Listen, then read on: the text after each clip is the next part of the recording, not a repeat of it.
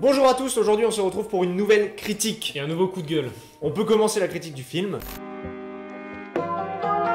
La malédiction de la Dame Blanche en VO, The Curse of la Llorona, réalisé par Michael Chavez, qui réalisera Conjuring 3. Malheureusement. Au casting, on a Linda Cardellini. Il y a aussi Raymond Cruz, que vous connaissez sûrement pour avoir joué Tuco Salamanca dans Breaking Bad et Better Call Saul. On va parler du jeu. Ouais, en fait, il y a ces deux acteurs, c'est les principaux en gros. On peut pas dire qu'ils jouent bien. Pour moi, ils jouent et c'est déjà. Ils jouent, ouais. Tu sens que c'est les deux qui ont une carrière déjà. Ouais. Tu sens que c'est les deux qui ont quand même une prestance. Au niveau de la réal, Michael Chavez, il a rien fait avant. Du coup, je pense que vu que le film est produit par Atomic Monster, qui est la boîte de production de James Wan, bah, de toute façon, il produit. Du coup, il a eu l'œil sur la réalisation, sur certains plans. Il y a eu un cahier des charges peut-être à respecter. Le gars, avant d'avoir fait le film, il a quand même regardé peut-être Conjuring 2 ou Insidious pour se dire ouais, je vais prendre ça. La veille, il s'est dit peut-être que je révise. Le peu d'éléments originaux qu'on a dans la réalisation, bah, c'est du copier de James Wan et des autres réalisateurs de films d'horreur. Et c'est mal fait. Ouf. Ouais, c'est pas très bien fait. Bah, le film commence notamment avec un plan séquence qui pourrait rappeler le plan séquence de Conjuring 2,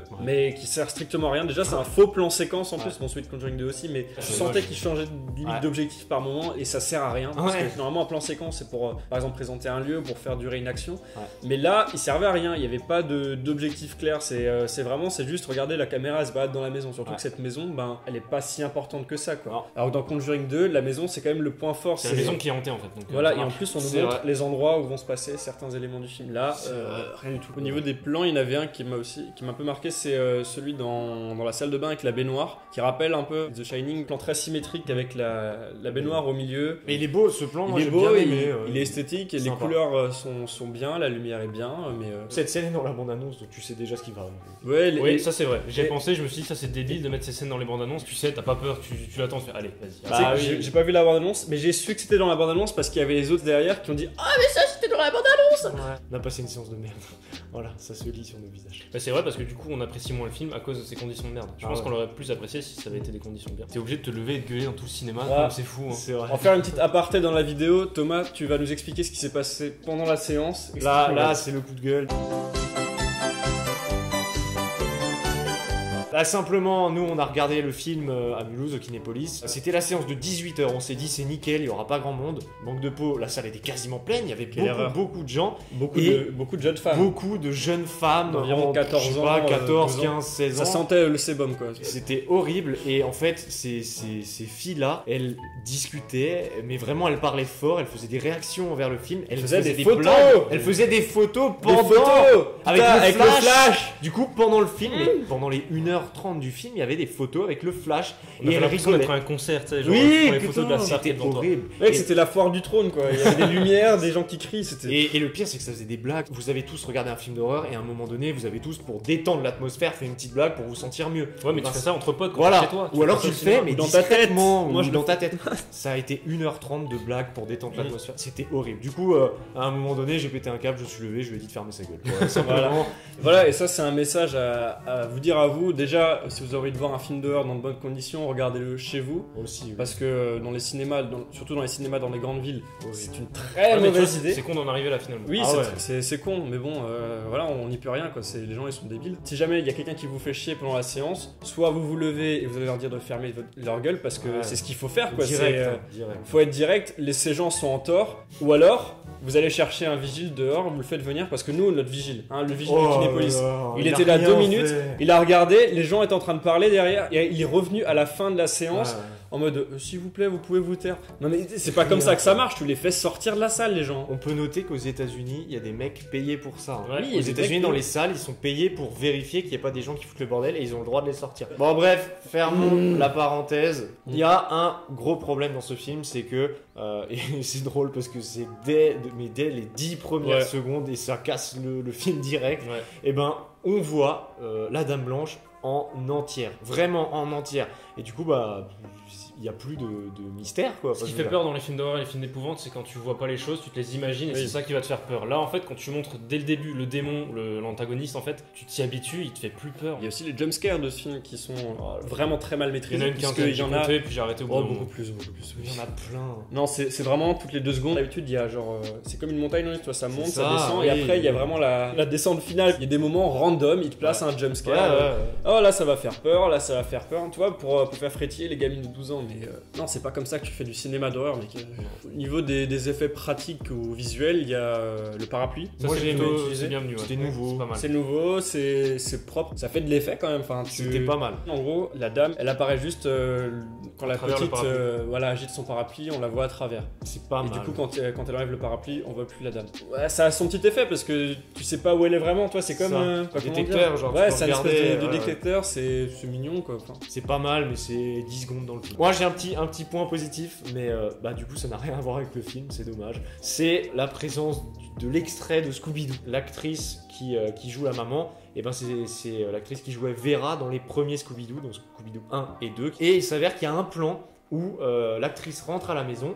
Elle est à gauche de l'écran et à droite, on a un enfant qui regarde la télé et il regarde Scooby-Doo en dessin animé. ouais. Le dessin animé, et il y a Vera qui parle à la télé en même temps que l'actrice qui joue Vera. Il y a un moment donné dans le film, c'est vers la fin où il s'amuse à mettre des fondus au noir. Mais en fait, c'est comme quand vous regardez une bande-annonce. ouais. Une bande-annonce, il va y avoir de la musique en fond.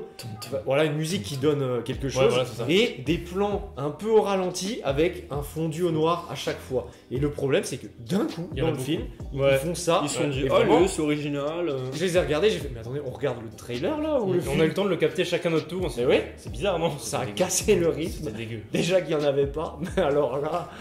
Donc là, on va parler du scénario, donc vous inquiétez pas, il n'y a aucun spoiler. On a préféré vous préserver de tout ça hein, pour que vous alliez voir le film en streaming, évidemment. Ouais, bon. Alors déjà, il y a un problème, on en a parlé avant, c'est qu'il y a un souci de traduction pour le titre. Voilà, déjà. Alors, le titre en VO s'appelle The Curse of La Llorona.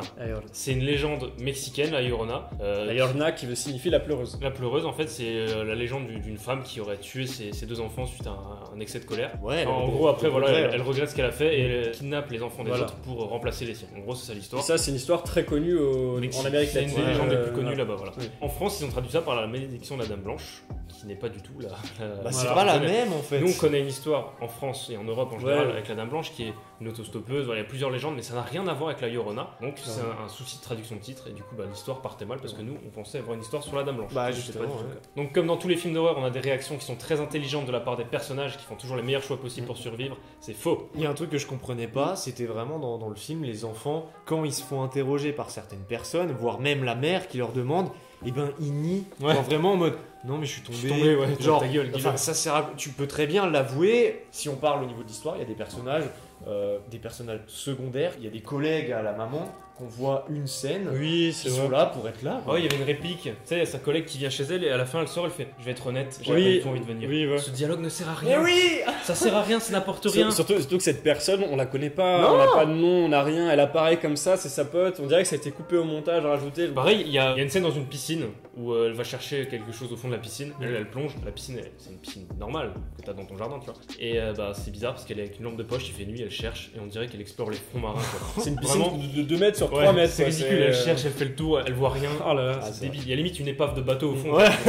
déjà, sa lampe torche, je sais pas comment elle peut marcher dans l'eau. Ouais, c'est bizarre, Voilà. c'est aussi. Hein. Et le mec qui est dehors, qui la regarde, il la voit pas. Pour en revenir aux réactions des personnages, il y a des moments où ils essaient de convaincre des gens de faire quelque chose. Par exemple, quand ils vont voir le Raphaël, là, le chaman, t'as la daronne qui fait ouais, l'église m'a envoyé vers vous et tout, aidez-nous s'il vous plaît. Le mec fait non, tout, moi j'ai fini avec ces conneries.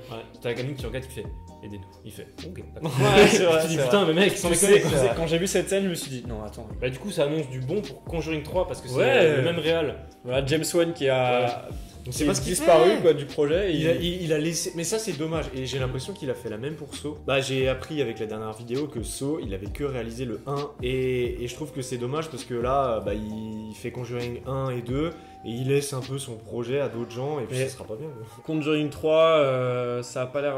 Ça fait déjà peur. Ça fait voilà. Ah mais il fait peur mais pas pour les Ouais. bonnes raisons. en fait. Bon comme dit, c'était une petite critique un peu hors série parce qu'il fallait vraiment qu'on en parle de ce film. Voilà, on est allé le voir et il y Surtout avait. qu'on a fait le faire un film comme James Wan C'est ça. mercredi, vous pouvez le voir, il C'est est ça. dans l'affiche là. Dimanche, on vous laisse pas sans critique puisqu'il y aura la critique de After, le Et- film tiré du livre super. N'oubliez pas de vous abonner, de mettre un petit j'aime, de mettre un commentaire, dites-nous ce que vous avez pensé du film, si vous avez envie de le voir, dites-nous plein de trucs, voilà, moi je veux savoir votre vie.